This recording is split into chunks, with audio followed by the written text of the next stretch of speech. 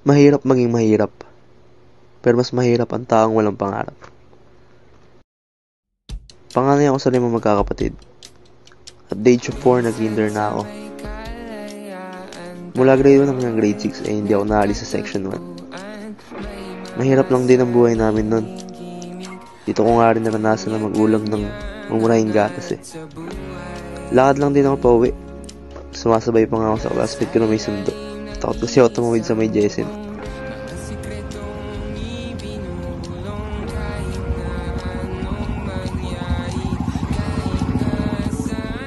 First year high school ay sa Benigno Aquino Junior High School ako nag-aral.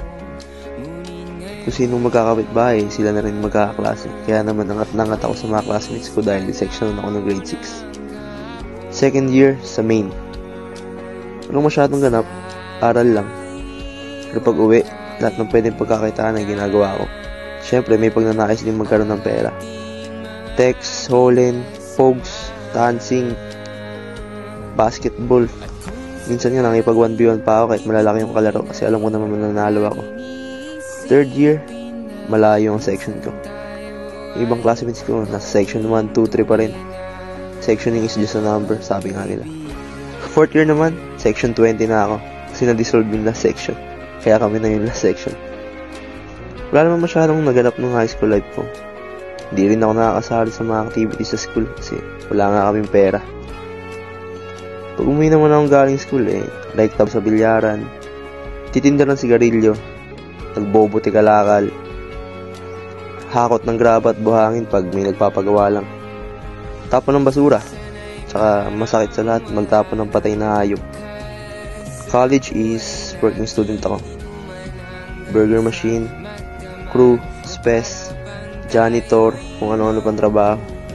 Nakatapos naman kahit na 4 na taon ng struggle at walang kasiguraduhan kung ano mangyayari. Graduation namin sa CCP Complex. Lahat may service, pero kami ni mama nag-commute lang. Wala namang kaso dun, nakagraduate naman. Pagka-graduate ko, akala ko okay na lahat. Pero simula pa lang pala ng panibagong pakikipagsapalaran. Hindi agad ako nakapasa sa unang take ng LET exam ko. Kaya nagtrabaho muna ako outside my course. Janitor uli. Tapos nakapasa rin ako. 2011 hanggang ngayong present is dito pa rin ako sa Benigno. Ang pagtupad sa mga pangarap sa gitna ng kabiguan. Ang makahanap ng kadahilanan sa kawalan ng pag-asa. Pagkatuto ng mga diskarte sa mga bagay mula sa kamangmangan. Napagtanto ko din na sa mga panahong kawalan, may pag-asa ka na laging babalik-balikan. Ako si Eliazar Elias. At ito ang buhay ko.